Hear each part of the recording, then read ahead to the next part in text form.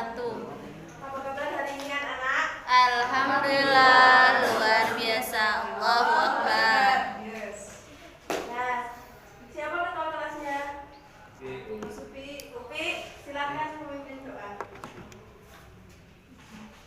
Baik teman-teman, sebelum kita mulai kita pada bagian ini, yang adanya kita untuk berdoa mulai.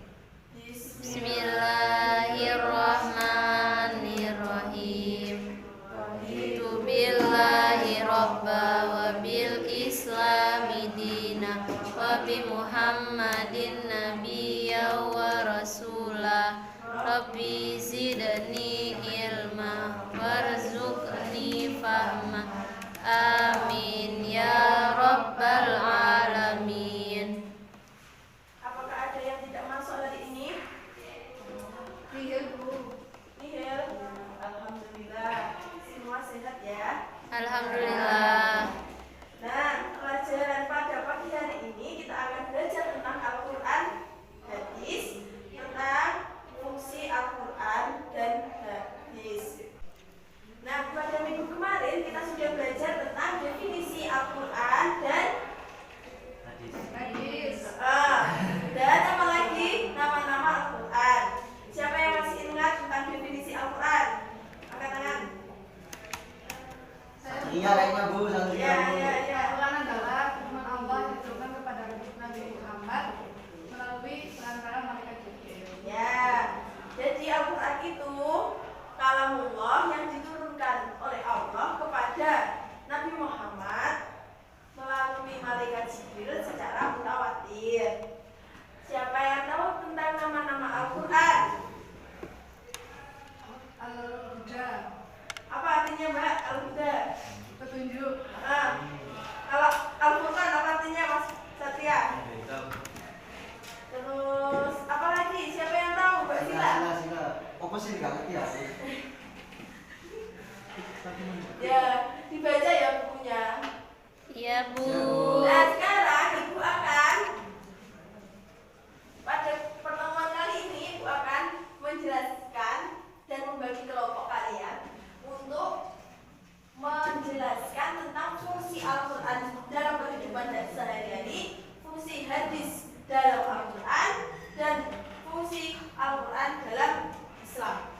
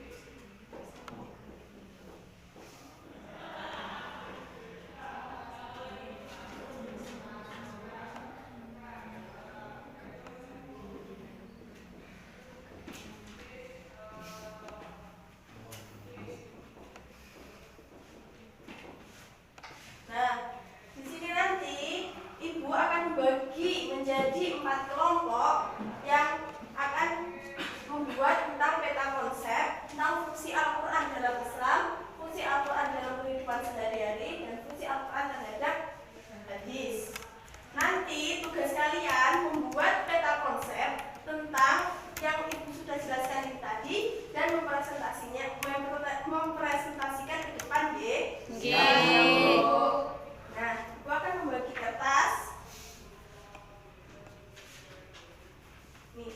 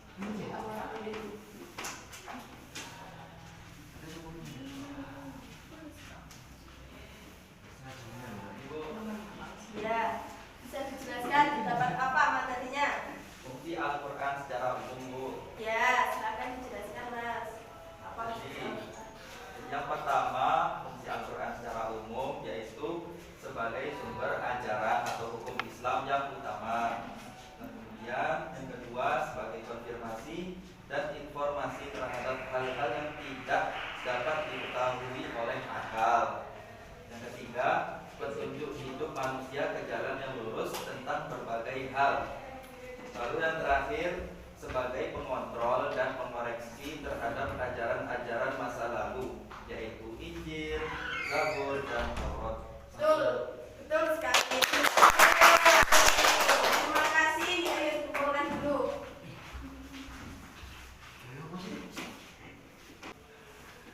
Nah, Ibu akan mereview dari beberapa kelompok yang sudah dibuat ini tentang fungsi-fungsi Al-Quran bagi kehidupan manusia. Nah, fungsi Al-Quran bagi kehidupan manusia itu menurut nama Al-Qurannya ada dua, yaitu fungsi Al-Quran. Nama Al-Quran yaitu Al-Huda sebagai Petunjuk. sebagai petunjuk. Dalam Al-Quran ada tiga posisi Al-Quran yang fungsinya sebagai petunjuk. Yang pertama, petunjuk bagi manusia secara umum. Yang kedua, petunjuk bagi orang-orang yang bertakwa. Dan yang ketiga, petunjuk bagi orang-orang yang Beriman. beriman. Untuk fungsi Al-Quran bagi kehidupan manusia yang kedua yaitu sebagai Al-Furqan. Al-Furqan apa artinya, anak? Pembeda. Pembeda. Fungsi Al-Quran sebagai pembeda. Al-Quran dapat membedakan antara yang hak dan yang batil, atau antara yang benar dan yang Salah. betul. Tadi fungsi Al-Quran dalam Islam sudah dijelaskan oleh Mas Satria. Nah, sekarang Ibu akan mereview tentang fungsi hadis terhadap Al-Quran. Ada berapa fungsi hadis terhadap Al-Quran? Banyak, Bu. Banyak. Yang sudah ada di buku paket ada berapa? 4. Apa saja? Yang pertama, menggunakan hukum yang sudah ada dalam Al-Quran. Yang kedua, merinci ayat Al-Quran yang mujmal. Yang ketiga, menetapkan hukum yang belum terdapat dalam Al-Quran. Dan yang keempat, membatasi keumuman ayat Al-Quran. Dari sini bisa dipahami? Bisa, Bu. Nah, berarti sudah selesai untuk pembelajaran pada bab pertama ini tentang Al-Quran dan hadis. Nanti minggu depan kita akan melaksanakan ujian harian, ulangan harian ya. Ulangan harian ya anak-anak. Jangan lupa Bu. belajar untuk melaksanakan ulangan harian untuk bab pertama ini. Bisa dimengerti? Bisa. Nah, Ibu akhiri pembelajaran pada pagi hari ini dan waktunya sudah habis juga. Terima kasih untuk perhatiannya. Ihdinas siratal mustaqim. Wassalamualaikum warahmatullahi wabarakatuh. Waalaikumsalam warahmatullahi wabarakatuh.